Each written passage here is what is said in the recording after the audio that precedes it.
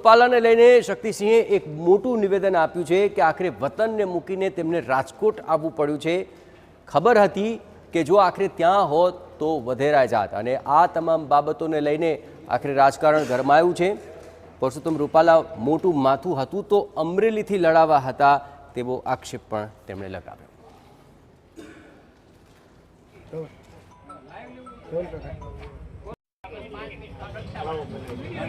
એમણે ગોતી ગોતીને માથા મૂક્યા હતા, એ શું કામ ફેરવા?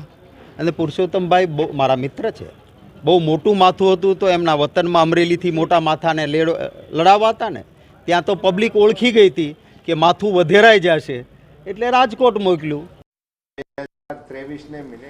તો શક્તિસિંહના નિવેદન પર ભાજપે પણ પલટવાર કર્યો છે કે સૌરાષ્ટ્ર ભાજપના પ્રવક્તા રાજુ ધ્રુવે કર્યા સવાલ કે શક્તિસિંહ શું કામ ભાવનગરથી કચ્છ લડવા આવ્યા હતા? રાહુલ ગાંધી અમેઠીથી છેક વાયનાડ સુધી લડવા ગયા, રૂપાલા તો માત્ર 100 કિલોમીટર દૂર જ લડવા આવ્યા છે।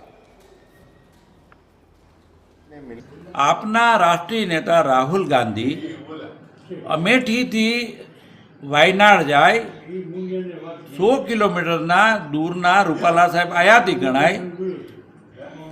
ભાવનગરથી કચ્છમાં જઈને ચૂંટણી લડનારા શક્તિસિંહભાઈ માટે આપણે શું કહેશું?